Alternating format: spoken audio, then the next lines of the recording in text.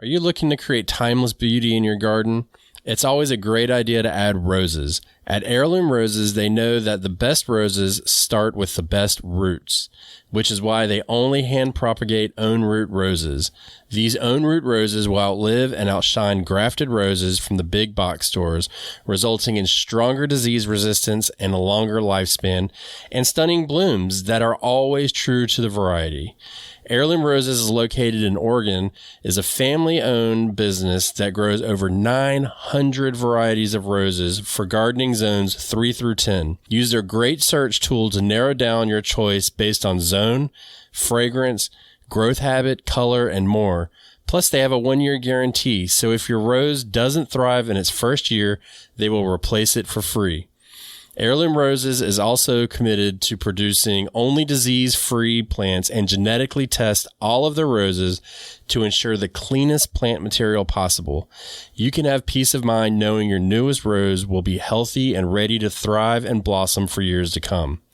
As a special offer for our listeners, Heirloom Roses is offering a 20% discount off all roses using Backyard20 code at checkout now through September 30th, 2023. And since they ship all year round, you can choose the perfect ship date for your garden. It's time to experience growing roses the way nature intended, on their own roots. Visit them at heirloomroses.com to find your next rose today and take 20% off with Backyard20. To have a good harvest, one must plant good seeds and must also use the right kind of fertilizer. The carrots have grown large and firm. How good they will taste. Batavia, do you want to hear how hot it is here right now? I can see it on your face. Yeah, well, I just got done surfing, so I'm probably a little bit red.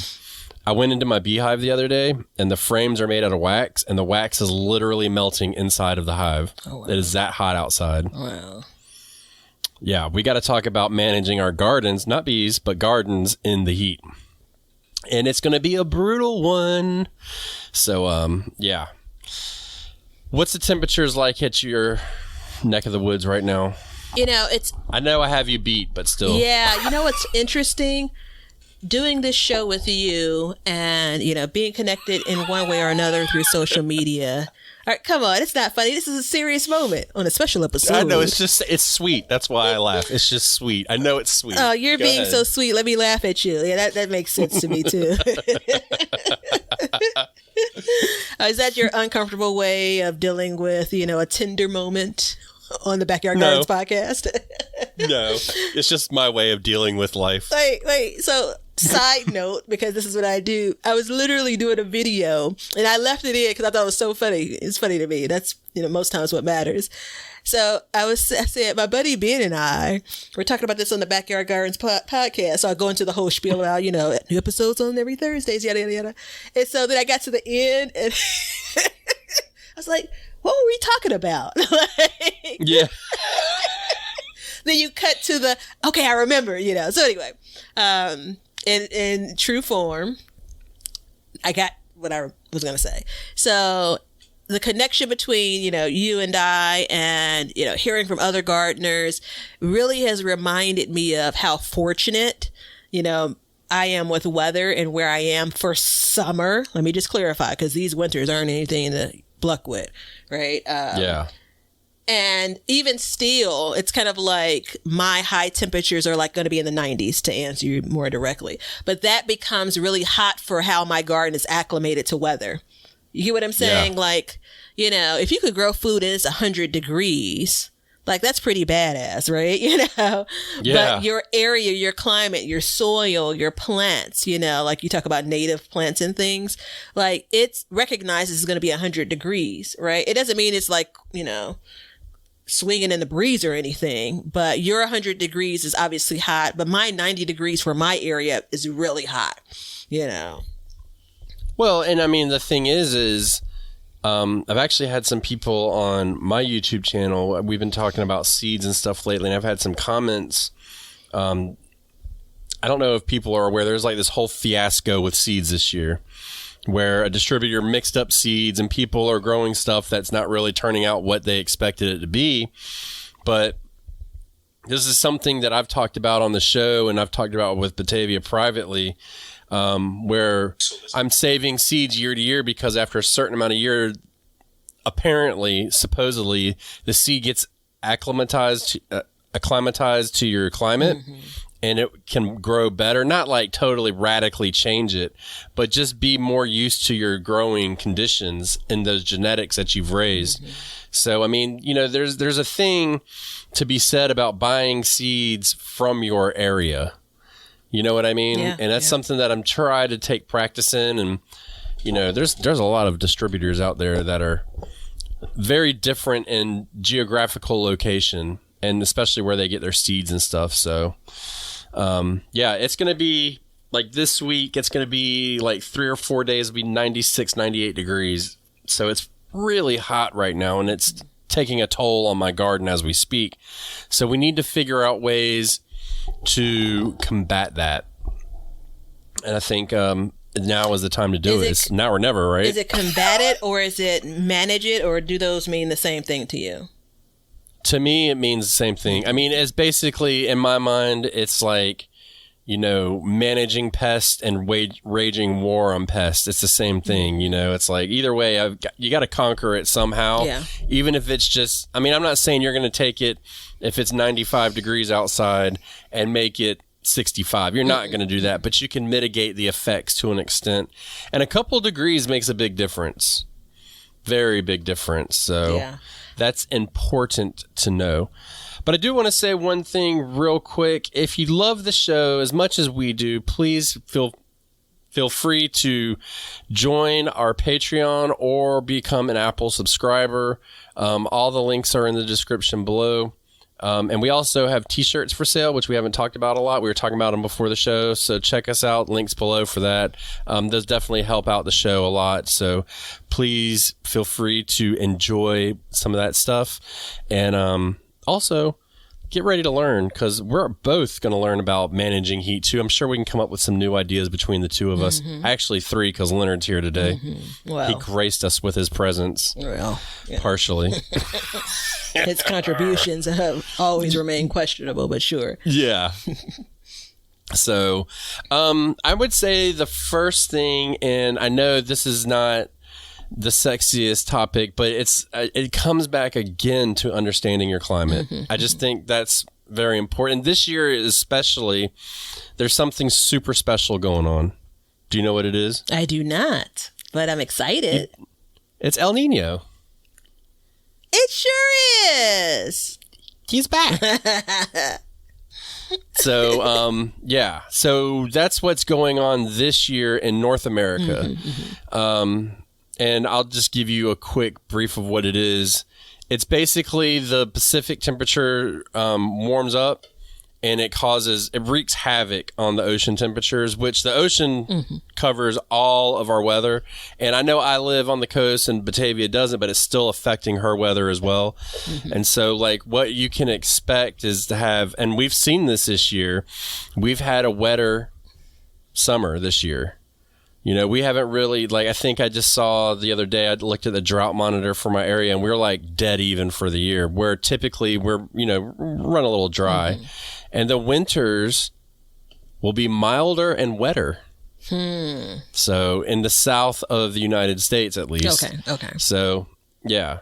You know, this is what's affecting our weather patterns right now. So it's just important to remember that going into it. And I remember we had like a really mild spring, and they were saying it's going to be a hot summer. And I was like, no way. It never got hot, and here we are. And I'm like, I'm not even trying to go outside. Like, the garden's on its own right now. So, you know, it kind of is what it is. But that's the first thing to understand when we get into this. So once you understand that, then you can start mitigating or handling the heat as needed. And so the first thing I would say would be, I hate this topic too, heat-resistant varieties. So there's the eye roll. Yeah. There's the eye roll. Yeah, let me comment on knowing your climate a bit. And I mean, you've in a lot of cases have probably lived in that area for multiple seasons. You know, obviously people move, but Right. if the majority of folks have lived in that area for, you know, several seasons, you think, you know, right? If you've gardened in those seasons, you probably do. But if you've lived and maybe this is your first or second year gardening, like it's really easy to get caught up in what Ben described. And it's like, oh, well, yeah, this definitely is a bad summer for, you know, for me and my garden. The question at first I'm going to ask is it really? You know, so for me, if I go back to spring, it was a uber dry spring. Like the weatherman sit on my television every day and said, we haven't had rain for X number of days, right? And then in July, we had flooding, you know, county to county. Right. You know, so I knew that it was unseasonably wet and rainy. Right. You know, so it was very easy to know that generally speaking, it's like, oh, that's good for the garden. Well, you know, it depends on how fast. Right. So then you go into like July or August. I know what the weather should look like. I have like the weather record, you know, like I can look back and say what my weather has been like. And so Where do you get that record from? What's that? Where do you get that record from? Go ahead and shout it out. The only place that anyone should ever get a record, timeanddate.com. There are various If you work for places. timeanddate.com, please reach out to the Backyard Gardens podcast because we are not affiliated with you. And apparently we would love to be affiliated with you. I feel like Siri should know, like my alarm should be set. And then she should read things from timeanddate.com. Like that makes me happy. Not all serious that you can go back and look at past weather. And it's just in a very succinct way. It speaks to the way I calculate information and comprehend it. And so as I look at July, so past month, I can say, okay, so temperatures, are they in line with, you know, what's forecasted with what was past? And then going into August and the same thing. Generally, August is probably the hottest month for us.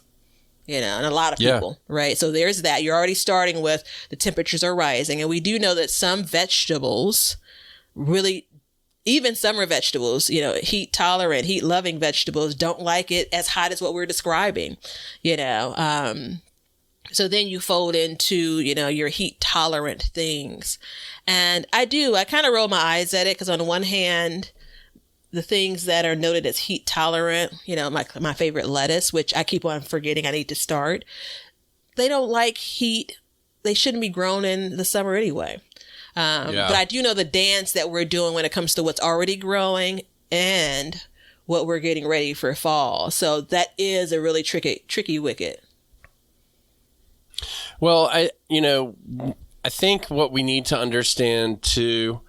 So first of all, I'm not a believer in the heat tolerant rhetoric that comes with seeds and stuff like that. I've tried it. It doesn't work. But in the defense of the people who market and breed these seeds and label them as heat tolerant, I think what it comes down to is it's not heat tolerant to what we expect it to be heat tolerant. I think what it is honestly, it's heat tolerant to what, I mean, if the vegetable bolts when it gets 65 degrees, you know, which are let's just say 75, because I think that's like the trigger point for lettuce, right around 75 or so. You know, you might be able to push it to 80, but if you're getting into the 90s and upper 90s, like, I mean, you're asking for a lot from that seed. So I think that we need to keep our expectations level, grounded, I would say. Just like we need to understand what it's talking about. Now, I've grown some stuff that I've gotten from a certain seed company that says grows great in India. And it bolted like immediately. And I'm like, well, what part of India are you in? You must be in the Himalayas or something. So, you know, there's things like that are an issue. I don't want to go too far past this before we talk about the effects the heat has on the plant itself. Okay. So, you know, just like flower drops, low production, stuff like that. I mean, I'm not going to get into the biology of it, but, you know, these are the things that you can expect. Like right now, I have a Better Boy tomato. And to my surprise so far, earlier in the year, I was like, this thing is really pumping. Well, it's now kind of struggling. It's looking a little pale. It gets a little wilty in the middle of the day, comes back. You know, it doesn't have a disease or anything bad on it like that, but it's not handling the heat well. Sure. I'm not really getting a lot of tomatoes off of it, which is sad. But at the same time, I don't think that I need to pull that tomato because, first of all, it's an indeterminate, and we know the story behind those. I think what it is managing that heat through this time period so that we can get it to get back to producing once the heat breaks. So, you know, if you're having a heat wave or something like that, you know, typically speaking, it can't stay crazy hot for real long periods of time. It will break. And then you can expect the production to pick back up. So is that a good enough explanation? Yeah, I think kind of what are the effects? I think it's important to note. It actually, you made me think about kind of I have a couple of spots for tomatoes, but the two areas that multiple tomatoes are planted in, I tried to single stem some tomatoes in both places. The backyard garden, like, I was going to say D-. Give me an F for my single stemming back there. Failed. Yeah, absolutely failed. So I have like a semi-naked plant, you know, because I started off strong, and then like 3 days later, it's like, but the front yard garden, like I kick butt. Like I feel like I got them all the suckers, right? You know, so I'm watching the single stem and all of the, you know, fruit clusters, flower clusters coming off of that stem. And it dawned on me today as I was looking at the plants. You know, you've seen it over the years, you know, every flower doesn't produce a tomato, right? Yeah. You know, and so it occurred to me that if I'm lucky, I will actually end up getting far fewer tomatoes than I really wanted on these single stem plants. So you look at something like going into August, I don't have a whole lot more opportunity for those plants to put on new flowers because I've cut all of those suckers off, right? You know, so the plant can continue to grow higher, taller. So that's one thing that, and it can continue to produce fruit that way. But I look at it and say, you know, I may be starting to develop some true opinions about, you know, single stemming. I've decreased my chance of this plant battling the heat by my action, right? You know, the single stemming mafia is coming after you, boy. Listen, girl. Excuse me. You have pictures of my garden, but you really don't know where I stay. That's me being tough.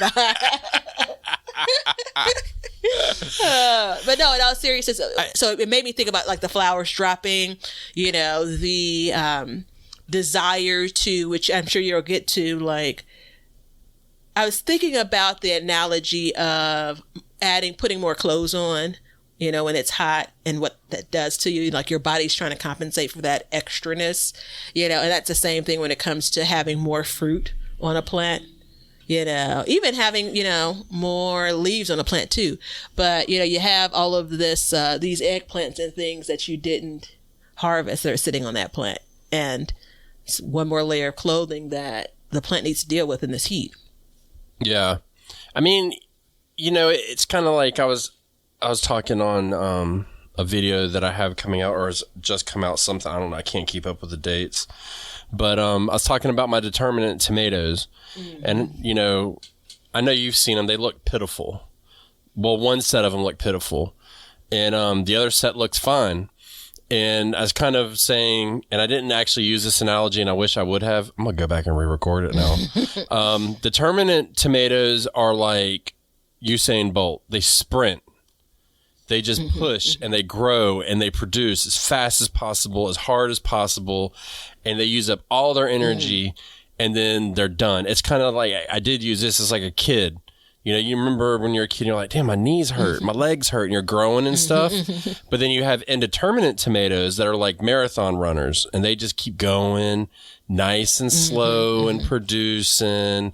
And so, you know, when we look at our gardens and stuff like that, like that's the benefit with those. But for me, it doesn't work because of this heat, right? So I'm in the sweet spot right now. I've got one set of plants running out, and then I've got another set of plants coming into fruit. So I'm in this real sweet spot. I actually nailed it this year, finally. And it's like, I met my canning requirements for the year already off of my first set. Yeah, my goal was to can 11 cans of tomatoes at minimum And so I met that.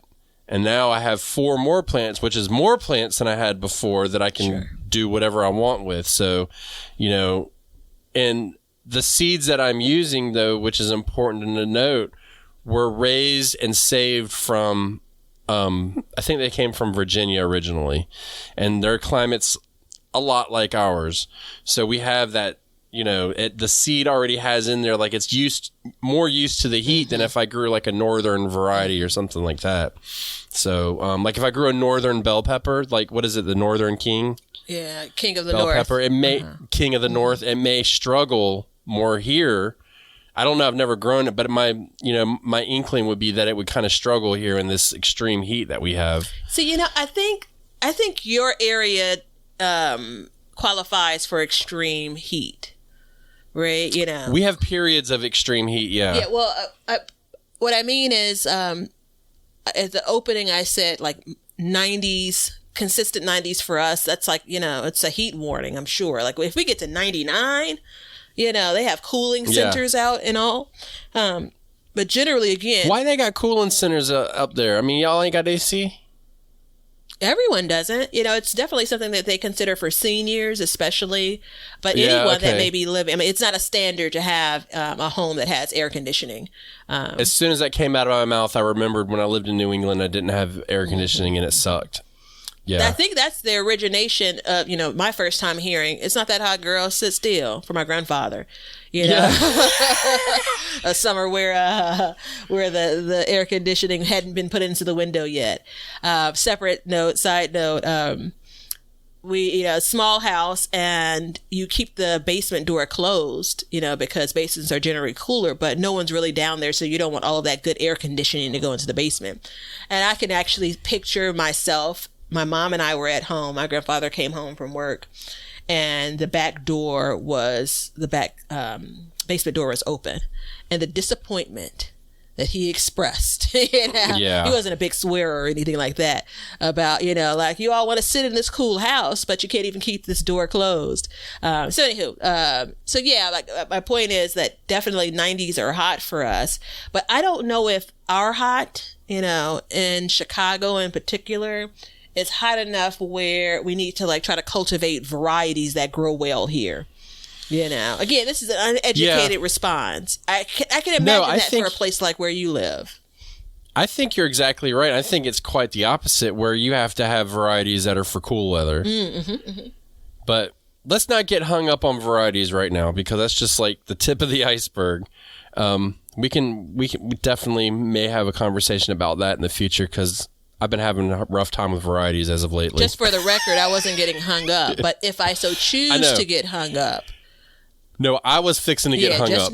I was talking to myself. Like I was fixing to be like, get into it. So that's just my preamble.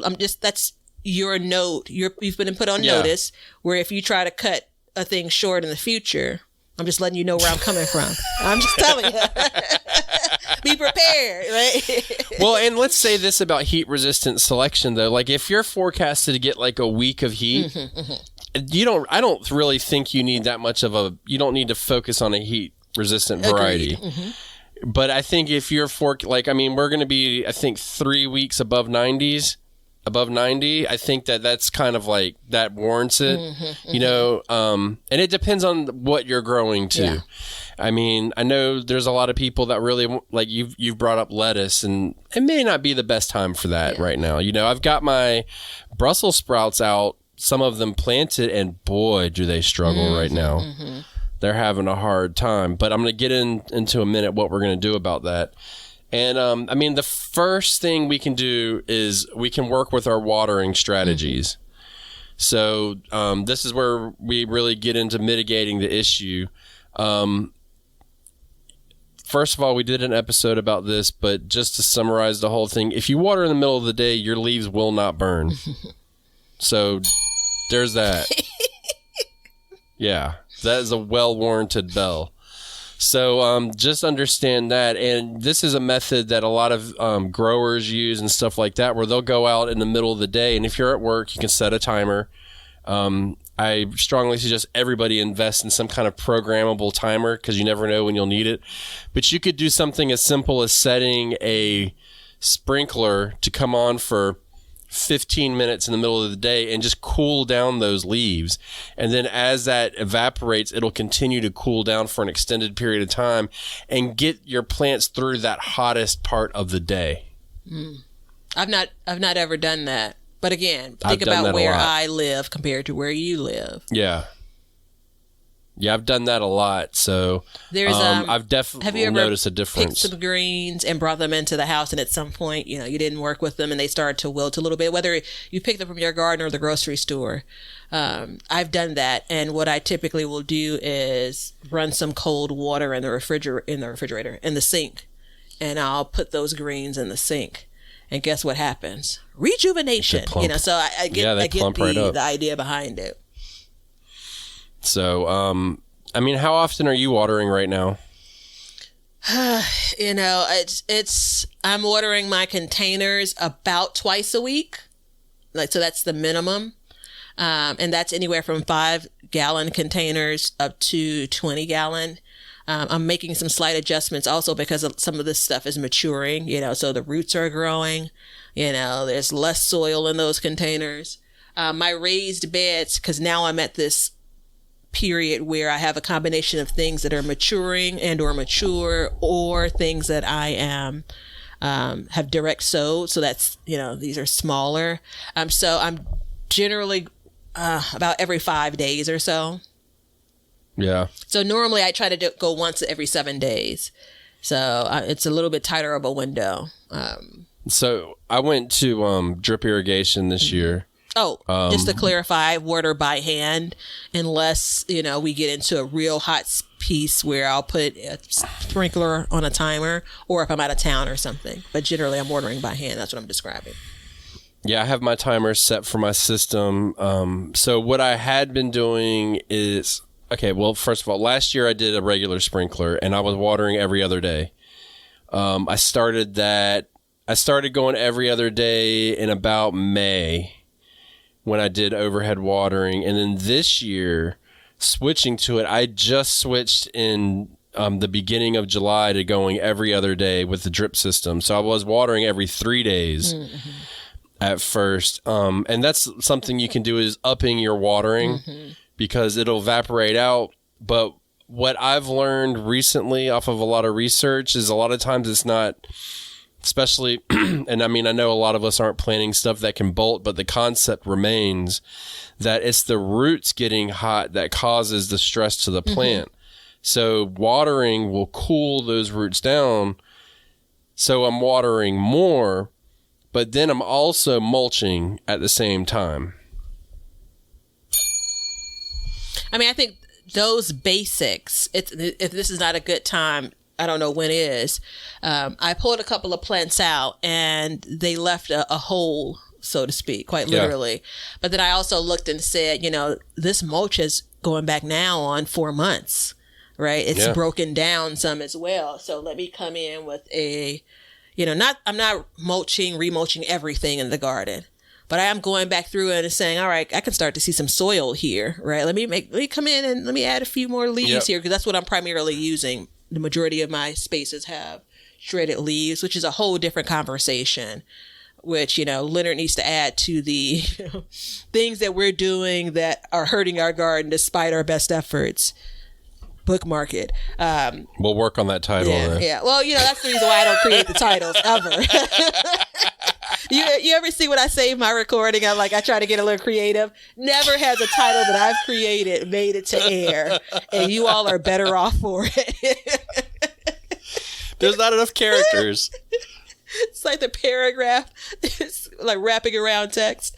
But the majority of the garden is shredded leaves, a free resource. And then I have some other spaces that have straw that I've purchased that I put down. So the straw it breaks down, of course, but not at the leaves break down at a much more rapid level compared to the straw. So anywho, coming back into this hot spell, this hot month, making sure that I have mulched appropriately, applied additional mulch where necessary. And you're absolutely right. there is a level of watering and watering deeply that matters. And that's the reason why I've increased in some cases up to 2 times a week, depending on, the when, the what. Yeah. I do have this unfounded theory of, like, if I water with my sprinkler, I feel like I may be, especially as the season gets on, aiding in my plants being sick. And someone, go back, let's look at Tomato Gate last year. When did that start? Because I feel like maybe I'm on the other side of it. No, Tomato Gate started, I think it was in September. No, it was mid-August, I think. Was it mid-August? Yeah, because I think I was starting to get red tomatoes. So I'm not there yet. So close. But anywho, I bring it up because that also feeds into the reason why I continue to water by hand. Like, I'm trying to avoid it. It'd be nice to water, as time consuming as it is, by hand this year to see if it makes a difference with, the outcome of my garden. But anywho, that's a long answer to, mulch and water. Yeah, just upping your schedule too. And I mean, don't be afraid to adjust it too. And that's the problem like I've had with timers in the past. Up until a couple years ago, is I'd set a schedule and I'd just like set it and forget it. But sometimes you need to adjust it. And I've gotten to where I'm more like water conscious lately. And so I'll change it as needed. But right now it's been so hot that it's like I'll run it for a while. But as soon as we start getting into like the 80s, the mid to low 80s during the day, then I'll probably go back to, every 3 days watering, which seems to work pretty well, but that will cool your roots and really help. Yeah, but I think if you go all the way back to the beginning, it's like put your hand in the dirt, right? Like, it's just not this schedule you should come up with and just follow the schedule. This is based on you monitoring your garden space, you recognizing the heat that's ahead and knowing what's worked in the past, right? And then you make adjustments for, that I've come out in the middle of the day like, oh no, let me get out here. My greens are wilting, which sometimes will happen, especially once we get to August, right? But sometimes it's, I haven't watered in like 10 days. Like, what the heck happened? Right. And in some cases, most times my plants rebound from it. But if a plant is going limp for too long, then those leaves become tattered and, they're really not going to benefit the plant. Just as an offshoot. Keep that in mind. Yeah. I mean, if you see your plant wilting, you need to water it right then. Don't wait. Like, you need to stop what you're doing and water it, or else, you can really suffer some major damage to it.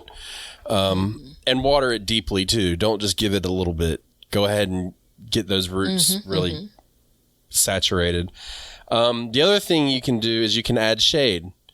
So there's a lot of good videos out there of people with infrared thermometers and studies and stuff like that. And shade cloth is very, very cheap. I believe we have it in our Amazon link below, which if you use that, we'll get a little very, very small amount back. But that will help to lower the temperature underneath it. You just want to make sure that the shade cloth does not touch the leaves, because that can actually magnify the heat. So give it some space. There's different light admittance through them. So you can judge anywhere from 50% to 85% light admittance. But just even like an 85% light admittance will lower the temperature under it like 10 to 15 degrees almost. It's amazing how much it'll lower the amount of sun you're getting. And so for me, like my Brussels sprouts, I went out there yesterday and saw them struggling. So I'm going to try and rig up some kind of shade over it to help manage that middle of the day heat.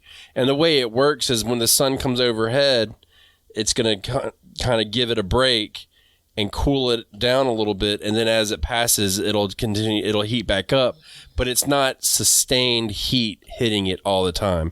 Think about sitting under a tree. Nobody's like, I got to take a break. Let me sit in the middle of a field. They go to the edge of the field and sit under the tree. Yeah. The, one of the chairs in the garden, it's in the front yard under the trellis, under the, cattle panel trellis. And the sun comes up around 9 a.m., like comes up to the front yard garden around 9 a.m. And I was just saying this recently. I always forget to start my garden day in the front yard, You know, it feels like by the time I wake up and get, clothes on and get my coffee and do a scan for raccoons, and once I, check off all of those things, the backyard is already sunny and hot, so why not start in a place that's going to be cool? So anyway, I was sitting in my little chair and having my coffee, and then at like 8:55, boy, that heat hit my shoulder, my bare shoulder, and I'm just like, gosh, the power in it, immediately uncomfortable, you know what I'm saying? It's crazy. And think about those plants that are sitting there like, all right, here we go again, another day, Have you ever used any kind of shade? Oh, I'm glad you asked. No, not the traditional kind. I have used kind of my poor man's attempt. Because of the way our summers work, I've not felt the need to have shade cloth, like purchase it. But what I do have is that really cheap landscape fabric, like the cheapest kind that you can buy that should never be used in a landscape. Before I realized that I had bought like a couple of rolls or something. Oh no, I didn't buy it for that. I actually bought it to line some planters. But that's a different conversation. So I still had some rolls. So I did this back in the spring when I was hardening things off, when I was too lazy to bring everything back in. I just covered it. It's really thick. It's almost like, it's very little light transmission. And so I've used that when I've planted new, like put new seedlings out in the heat of the day, which I don't recommend. But if my schedule is, that's what it is. So it's kind of like a spot shade just for like 24 hours or something. It's like people that'll plant their seedlings out and then put like pots over them to create shade. Same idea. I've done that too. Yeah. So, but that's me. This is just a more sustained process. Yeah, but not like entire garden beds or whatever have you. And I'm really thankful that I haven't had to do that. But I got the setup because I got hoops everywhere and things rigged up all over the place if I needed to. Yeah, you do, and that is I took my hoops down this year and. At this point, I'm wishing I had them up, but I have a pretty good idea. So I'm going to make one, and actually I'm going to make a video about it.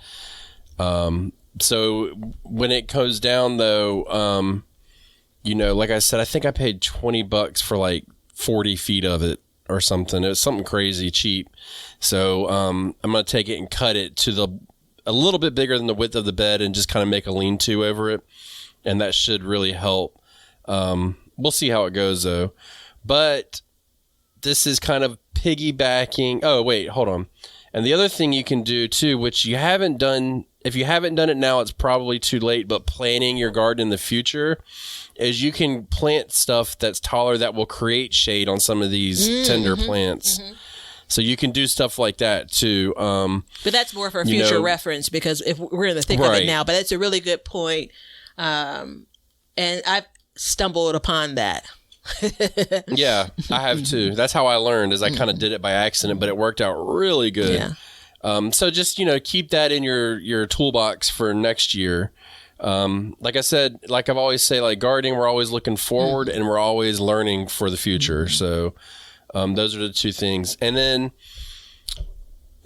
you got to talk about pest and disease right now. More than likely, I really want to talk about pest because I have a situation occurring where I had Japanese beetles really bad. But what they did, not only did they eat my plants, which isn't a big deal, but what they did is they transferred a virus to the plants. Oh, no. Yeah, so some of my green beans wilted and died on me. And I was like, what's going on? Well, they were decimating my plants. And then as I got into it and I did some reading, and I've heard this a lot, but until I saw it, I was like, there's no reason. Like, I rotate my crops. I haven't had green beans here in 3 years. There's fresh soil. I'm not really picking up on why there would be a disease. And then it dawned on me. They transferred a wilt disease to my plants. So what I mean here is you've got extreme heat or you've just got abnormal heat. Let's put it that way, because not everybody's got extreme heat, but more than you're used to. And then you've got plants chewing on it, which gives it stress. And then all of a sudden those two things combine, not to mention, and my theory is that we all underwater our gardens. I'm fairly convinced that an inch is not enough per week. So you've got these multiple stressors going on. which weakens the immune system of the plant, and then the virus can get transferred to it easily and it cannot combat it. And I think that's what happened to me. I didn't decimate my crop at all. It seems to have really localized. Now that the beetles are gone and everything's growing again, I don't see any issue.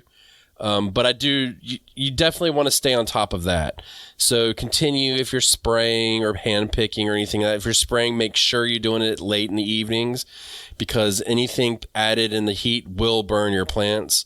So do it in the evenings and stuff like that. Okay. Work for you? Yeah. So, pest for me,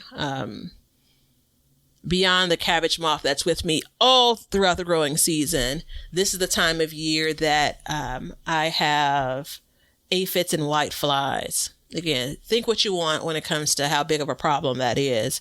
But, the humidity is at an all-time high in my area, once we get to this place. And this, for me, becomes a more problematic area because it's just not a pleasant time to be in the garden, but it's a time that you got to stay in the garden, because if you're not there to see what's happening, you're not there to try to add some preventative measures or manage what's already done, as far as potential damage. So for me, and every year I'm ready to change and do something more, but quick spray of the water hose and beat those things back and down. I was in my tomato plants a couple of weeks ago, and I was like pruning a little bit, tying some things up, and I had, again, bare arms, and I pulled my arms back with all kinds of green little aphids. And you should have saw me walking in my house. It reminded me of the days when, I used to go out, this is 20 years ago, go out to clubs and whatnot. This is even back when you used to be able to smoke in clubs in Illinois and bars and stuff. And when I used to get home, I would put all of my clothes in a pile, because I didn't want the smoke smell to get even to my laundry basket or whatever. So I was like walking like a mummy, trying to make sure that, I could get to the shower and then put my... Like a surgeon? Yeah. And then get all of my clothes, because I know they were in there, get them to the wash immediately. So anyway, they're out there. They're clinging to plants. They're ready to cling to you. These times are kind of tough on them too, right? So they're looking for opportunities to, find a reprieve, So yeah, this is probably the most vigilant I think you have to be when it comes to pests as far as time of year. Yeah, it is. And it leads to a whole lot of other issues. So there's a couple things to note as we get deep into the show. One is self-care through this time. I know we all love working in our gardens and stuff, but be really careful. Drinking water, all that stuff. I've had this new thing this year that's been occurring to me where I'd come back in and I don't know what's going on with me, but my legs are sweating really bad and they're sweating through my pants. And so I've gotten to where I've been drinking like electrolyte tabs and stuff like that, trying to just, because heat stroke's a real thing. Like I know people that have died from heat stroke and stuff like that and just had like really bad effects. So just be very careful with that. And also, and just yeah, a go quick ahead. note on the heat. Definitely drink water, and it sounds cliche, but stay hydrated. But also take breaks, right? Like I will come into the house where I am Illinoisan with air conditioning. My unit is pretty old, so let's hope I still have it. But anyway, the cooling the body off, right? That becomes really key. And you're not really cooling off still sitting in the sun, So No. even if it's 5 minutes, you're standing in a cooler space, you're standing maybe in front of a fan, that matters, right? It does matter. It makes a big difference. And I mean, use your time wisely. Like for me, I'll go out in the morning and in the evening, but in the middle of the day, like I'm not going, I refuse to go out there and do anything. The only thing that brings me out in the middle of the day is that bed that I forgot to water and I'm looking at the plant struggle. That's on occasion. Or I want to grab something for a lunch. But I basically swear off the garden from like 10 to 3, a lot of days. Because it's uncomfortable. And I don't have to garden when it's uncomfortable. Fortunately for me, I do have some reprieve in the mornings and late evenings. Yeah, and I mean, even here, like, we'll get these hot days, but you go out in the evening and you're like, wow, it feels so much better, and it's like 92 degrees instead. But, and humidity factors into it and all that stuff. So just be careful. Be very careful. And know your limits. Don't push yourself too hard. But also know this. This is really important. This heat, remember when I was saying it can't last forever and it's going to break? It's going to bust wide open into fall planting time. So know that now you need to really be getting ready and really thinking about your fall gardens, because as soon as it starts to break, that spade's hitting the ground. Yeah. And things are going, or for me, it's a hoe, but we're getting it in the ground and we're getting stuff planted. So just know that that's coming, and you can start getting ready for it now, pulling out diseased plants and stuff like that. And look, just go out there and clip them and leave the rest. Just don't do anything crazy, but getting your garden ready for that, because a little bit every day adds up to a whole lot. Many hands make for light work. Absolutely. So, get out there and get it done, and just know that fall is right around the corner. So if you'd be interested in the number of days between now and fall, you could ask Siri, you could ask Alexa, or you can go to timeanddate.com. You could. But I don't want to know, because it makes me sad. I don't ever want it to get cool again. So those are just some easy things to do. I mean, the biggest one for me is the watering and the shade. I think those are the biggest ones. The heat tolerant, as if you've planned correctly, I think that can work out. But other than that, I think, that being said, it is time to answer the question of the day. But first, I definitely need to tell you about the Planter app. So the Planter app is an app that is made specifically for gardeners by a gardener. It has multiple plant varieties that you can use, different plants. You can put custom plants in. It's all square foot gardening, so you can put it in. It's a drag and drop interface, really easy.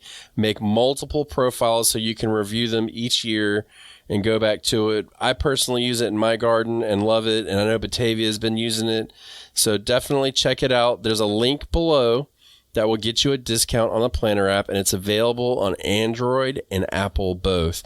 And you can use it. Also, there's computer interface too if you want a bigger screen. So check that out. And if you have any questions or you want any kind of adjustments or anything, the creator of it always updates it and adds in suggestions and stuff like that people have made, and it has grown to be a powerhouse of an app over the past couple of years. So definitely check out the Planter app. The crowd going wild. It's a winner. Super cool. Okay, so this one comes from Spotify, and if you'd like to leave us a question, you can do it on Spotify. And this comes from the episode about summer pests in the garden. Tyler writes, how do you deter birds from digging up your seeds? I'm having a difficult time keeping birds from eating my pole bean seeds. I've tried the method of mixing water, cayenne pepper, and a little soap. I feel your pain. I've had a lot of problems with birds this year, actually, so we can get into this. Do you have problems with birds? Not especially. I mean, they're in my garden. I mean, my biggest issue is they're pooping in unideal places, not ideal places, Yeah. The mockingbirds ate all my blueberries in 1 week time. I didn't get a single blueberry harvest this year, and I was loaded. Yeah. That sucks. So we're going to have to take care of that. Yeah. So first of all, Tyler, you used water and cayenne pepper and soap. So that is a good deterrent kind of for other animals, but not birds. Mm-hmm. Birds don't smell. Oh, I didn't know that. So the cayenne pepper does not bother their nose. That will work for mammals and stuff like that. And generally, you don't mix it with water. If you want to do it for mammals and stuff, you just sprinkle the cayenne pepper around your garden, and it'll affect especially deer and stuff like that. But anytime it gets wet, it'll clump up and then it loses that. So you want that loose powder to go up into their nostrils and choke them. I mean, let's be honest, that's what it's doing. So imagine if you just went and huffed some, I'll tell you a story about that at the end, about you just huffed some cayenne pepper. So I know Batavia uses tulle fabric. I use So Tool that's Fabric, but we're going to add to the Amazon store. This is the second year I've used it. This garden netting, and it's really designed for things like keeping birds off of plants. Like, you know, I'm sure the advertisement probably has like some berry bushes or something, and so clearly their little beaks can peck through the holes that are in the netting, but depending on the way that you set it up, even if they peck through it, they're not coming in contact with whatever the thing is. And depending on your setup, and by the way, hey Tyler, depending on your setup, I kept on waiting for my end, and I'm like, we're at the end of this thing. Depending on your setup, you know, this would be temporary for you. You know, I mean, Tyler, I trust that you've listened to multiple episodes, and if you have, thank you. You know, like cover is my go-to. Right. You know, and so my garden probably, if I put it for my beans or peas or either or both, would stay there. But if that's not your thing, you can put it there for a period of time, you know, because it sounds like they're eating the seedlings that are new, not necessarily attacking the plant if he has an opportunity for it to grow, or maybe he's not had that opportunity yet.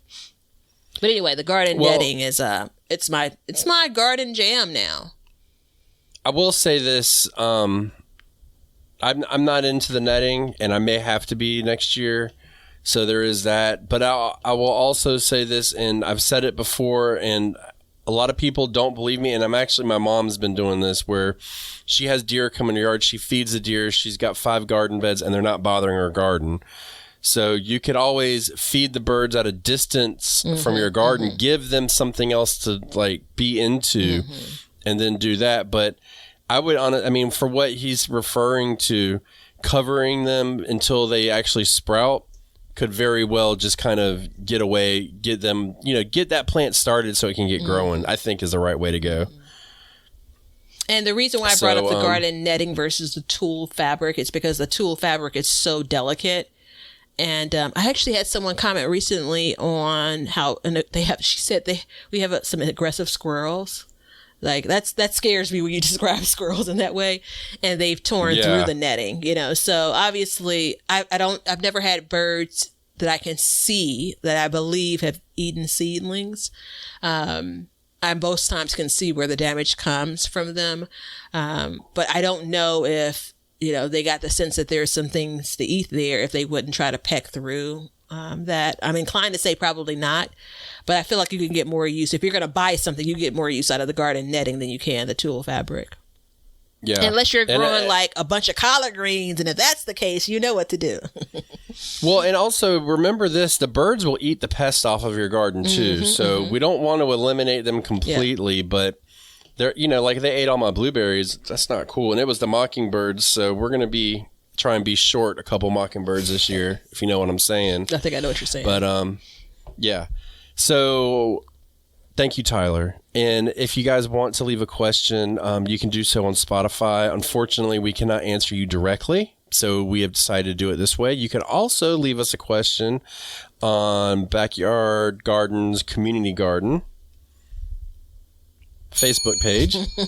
Look at that. Somebody's on point. You can do that, and Patreon as well. So those are the 3 places that we will pull questions from and answer them on the air. It'd be great if on the community garden posts, if you can label them, you know, for question of the day for QOTD. And by the way, hey everyone, Facebook has made some updates that make it much easier for young Batavia to actually see the posts that are going up. So don't be surprised if I'm not popping in a bit more often. And plus my garden is almost completely planted, and so I'm not obsessed with being outside and doing non-social media things anymore. So I told you I was going to tell you a story about cayenne pepper stuff, right? I had a guy at one point, he grew some horseradish. And he gave it to me, and I was preserving it, so I ground it up, and I opened up the food processor, and I was like, "Woo, fresh horseradish is strong, right?" And I told my wife, I said, "Baby, come over here and smell it." I was like, "This is the most amazing smell ever." And I opened it up, and she opened the top and went as hard as she could, and it just totally gagged her. It was horrible. I was like, why would you do that? It's horseradish. So she learned her lesson, but that was a good remembrance of like why these things work.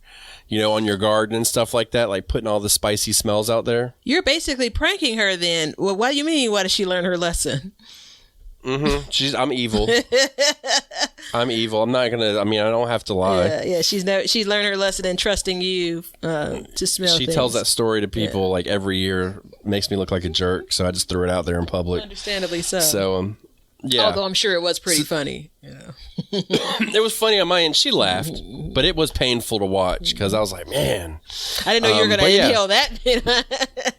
I expect her to go up and give it a little sniff. So if you guys want to support the show, check us out on Patreon. Become an Apple subscriber, buy a t-shirt. Links are below for all the stuff that can help us. You can check me out on Sandy Bottom Homestead, YouTube, and Batavia on Be Better Gardens. And until next time, remember, let's continue to learn to grow and grow for change. See ya. Now you know why people feel like celebrating at harvest time. All over the world, people have feasting and good times when the crops have been gathered in. Hey, everybody. Thanks for checking out the Backyard Gardens podcast. If you like what we're doing and you want to continue to support the podcast, head over to our Patreon page to sign up. You can also make a one-time donation using PayPal. Both of these links are in the description. With your support, we can continue growing and helping others in their gardens. See ya. If you guys want some Backyard Gardens gear, go to the link below and check out our t-shirts, mugs, pint glasses, and other gear. All purchases go towards helping to support the show, so thank you so much in advance, and we hope you enjoy. We want everybody to have a garden, and we're going to give you a chance to win free seeds every month. Head over to backyardgardenstv.com and enter your email address to be entered in all of our giveaways. Good luck. We want you to be a part of our gardening community. DM us a picture of your garden at Backyard Gardens TV on Instagram, and we will share it with our listeners.